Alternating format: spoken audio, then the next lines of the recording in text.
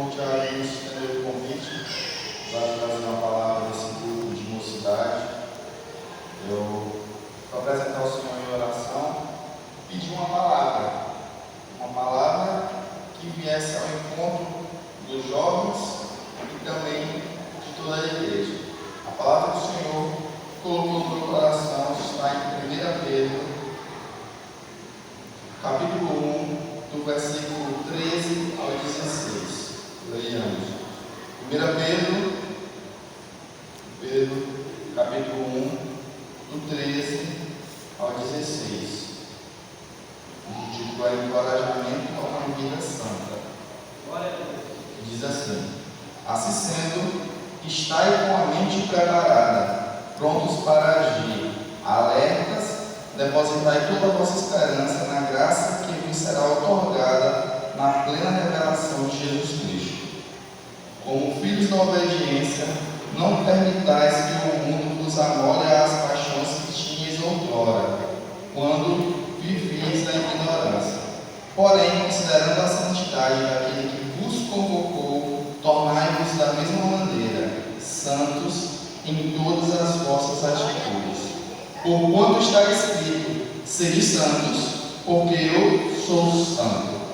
Bom, meus irmãos, todos nós somos santos. A partir do momento que nós entregamos a nossa vida para Jesus, nós nos tornamos santos. Agora, o processo de santificação, ele demora um pouco. Não quer dizer que nós não tenhamos pecados. Como foi lido no início da palavra aqui, o primeiro texto que foi lido foi 1 João. Ele dizia que quem se diz que não tem pecado, está enganando a si próprio.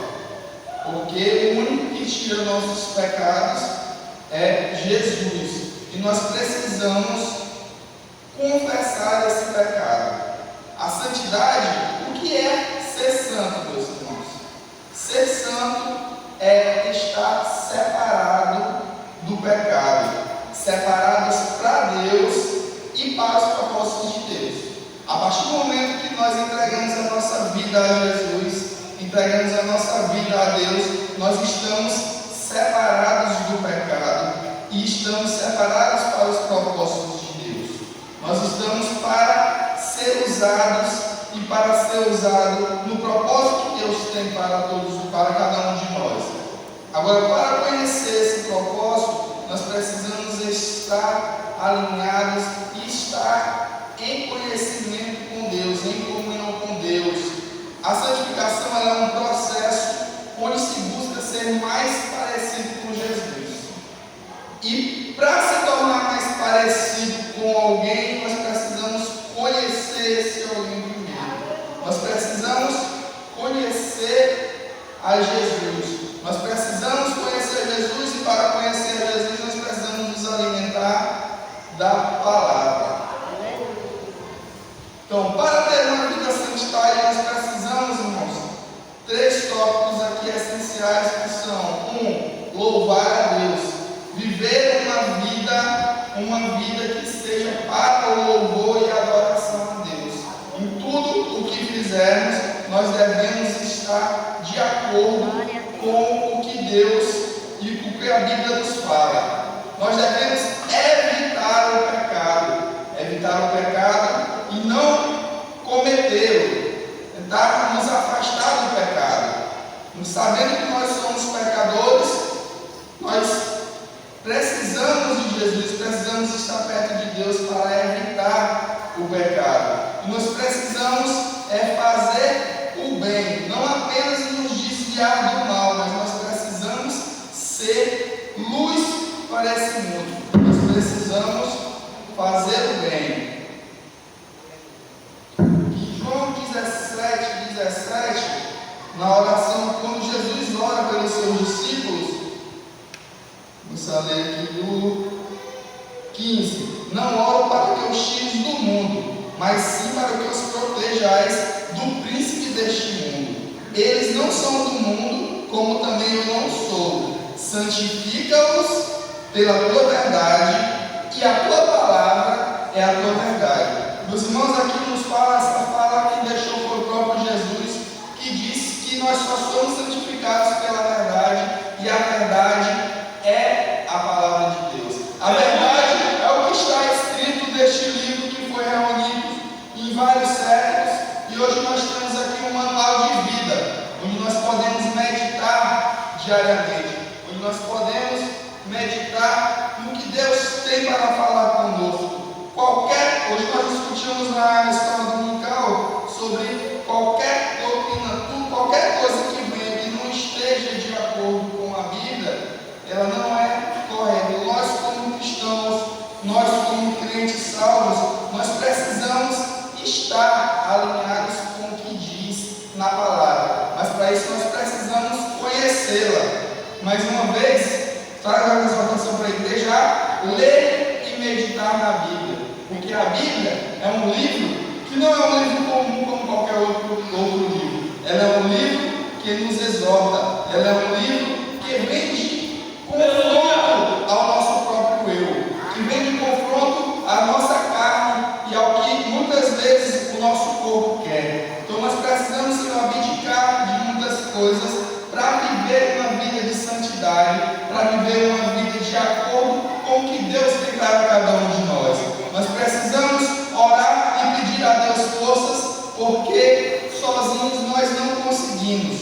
Nós somos feitos de carne, e a carne, ela tem os seus próprios desejos. Se nosso espírito estiver fraco e enfraquecido, nós iremos ceder à carne, meus irmãos. Nós precisamos estar separados do pecado, e nós precisamos evitar o pecado e estar longe dele. Hoje, estava debatendo o texto com a minha esposa, e a gente estava conversando sobre o limite do pecado.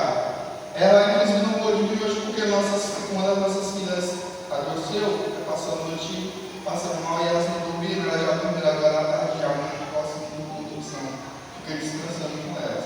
E a gente falava sobre o limite. Hoje em dia, nós, como cristãos, muitos de nós procuramos saber qual é o limite de até onde eu posso ir. Por exemplo, aqui para esse altar, aqui é o limite do que é o pecado e do que é não pecar. Muitos procuram saber até onde é que não é pecado, o que é que eu posso fazer, e vai testando esse limite, até cair no abismo do pecado. Então nós, como cristãos, nós precisamos estar cada vez mais próximos de Deus e longe do pecado. Diferentemente de procurar até onde posso ir, o que é que eu posso fazer, o que é que eu posso fazer sem estar pecando, será que eu posso fazer isso, eu posso fazer aquilo? O que nós devemos nos perguntar é se eu estou de acordo com a vontade de Deus, o quão próximo eu estou de Deus, se eu estou dedicando a minha vida a Deus em tudo que eu faço, ou se eu só sou crente quando eu venho para a igreja, quando eu me arrumo para vir para a igreja, eu começo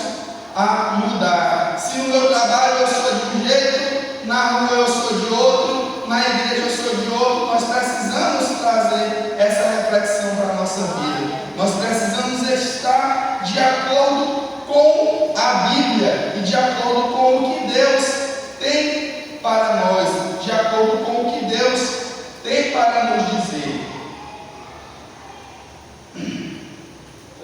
Então nós fomos lavados do pecado por Deus. Nós cometemos pecados, meus irmãos. Pecados estes que muitas vezes nós nem sabemos que cometemos tal pecado. Eu gosto muito do Salmo 19, versículo 12 e 13, onde o salmista diz assim, quem pode perceber os próprios erros? Purifica-me dos erros que ainda não me são claros, ou seja, me perdoa daqueles pecados que eu cometi mesmo sem perceber. Logo em seguida ele diz, da mesma forma, livra o teu servo do orgulho, para que ele nunca me domine. Então experimenteis a integridade e serei inocente de toda a transgressão. Nós precisamos, meus irmãos, estar atentos e estar de acordo com a palavra de Deus no nosso dia a dia. Que esse seja o nosso costume de estar de acordo com a palavra de Deus. Como já foi lido aqui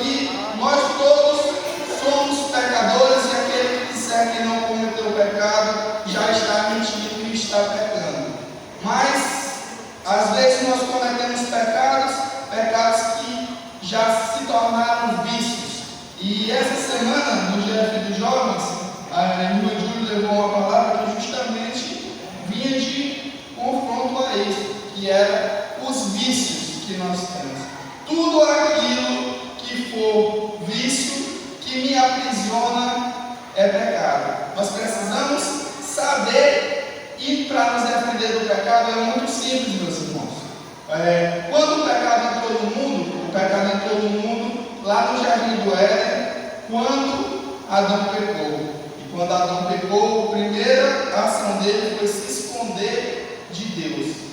É muito fácil nós sabermos se nós estamos em pecado ou não, quando nós olhamos para a nossa atitude, se ela é de se esconder. Então, quando nós fazemos algo de errado, quando nós estamos no erro, a nossa tendência, a tendência humana é se esconder. Se nós pegarmos uma simples criança que ainda não tem muito entendimento de nada, mas, por exemplo, ela está brincando em casa, ela quebra algo, derruba um vaso da mãe, que é muito precioso para a mãe, que ele sabe que a mãe tem um apreço por aquilo, a tendência dele é sair de perto, e pode ser que a pergunta ele vai dizer, mas a nossa tendência, como seres humanos, é nos esconder. Então, se eu faço algo, meus irmãos, algum costume, algum comportamento que eu tenho na minha vida, que eu não posso falar para ninguém, que eu não posso falar para o meu melhor amigo, que eu não posso dividir com a minha esposa, que eu não posso dividir com o meu pastor, com o irmão da igreja, aí é reflexão de cada um sobre se esse comportamento é ou não um comportamento saudável de acordo com as Escrituras. Se eu estou andando de acordo com o que Deus nos ordena, se eu estou de acordo com uma vida de santidade. E a Bíblia nos diz em 1 João 8:9, que foi o que nós lemos, que se nós acharmos pecadores, estamos enganados. E nós precisamos o quê? Confessar os nossos pecados. E para confessar os nossos pecados, nós precisamos confessar ele para Jesus, que é o único que tem o poder de limpar os nossos pecados. Nós, meus irmãos, nós somos salvos não porque nós somos merecedores, não porque o irmão é mais crente que o outro, não porque o irmão lê mais a Bíblia que o outro, porque o irmão ora mais que o outro. Nós somos salvos pela graça de Deus. Nós somos salvos porque o Cordeiro de Deus, Jesus Cristo, ele deu a vida por nós e lavou todos os nossos pecados. Então nós precisamos ser mais gratos e precisamos confessar os nossos pecados. Por esse mesmo motivo que eu trouxe o Salmo 12, porque tem muitos pecados que cometemos, nós não temos a consciência e não percebemos o que estamos fazendo. Às vezes nós fazemos por algo que nós trazemos de uma tradição familiar, algo que nós aprendemos com nossos avós, que foi passado pelos nossos pais, que foi passado para a gente, e a gente continua fazendo tal prática que não está de acordo com a Bíblia. Mas a partir do momento que você abre seus olhos, que você lê na Bíblia que isso não é correto, e você continua praticando tal ato, aí você está em desobediência no que diz a palavra de Deus. Nós precisamos, meus irmãos, estarmos alinhados com o que Deus quer para nós. Nós somos fracos, nós somos falhos, nós devemos reconhecer que sozinhos, sem eles, sem Jesus, nós não conseguimos nada. Nós precisamos derramar-nos aos pés dele, confessar os nossos pecados, até aqueles pecados que nós cometemos sem saber, nós devemos pedir perdão por eles. Porque nós temos uma vida que a nossa memória é fraca, a gente não lembra de tudo. A gente faz uma coisa hoje, amanhã a gente esquece. A gente vai fazendo aqui no automático, vai vivendo a vida do jeito que ela vem, cheia de sobrecarga, trabalho, isso e aquilo, e às vezes a gente não percebe o básico. Às vezes a gente repete comportamentos que são comportamentos que a gente trouxe às vezes de traumas ou do que foi repassado da nossa criação pelos pais e pela mãe, que nós precisamos quebrar, e nós precisamos pedir para Deus a ajuda para que nós consigamos viver uma vida em santidade, uma vida de acordo com o que Ele quer dizer para nós, com o que Ele quer que nós façamos. Nós não precisamos mais viver na culpa e no medo do pecado.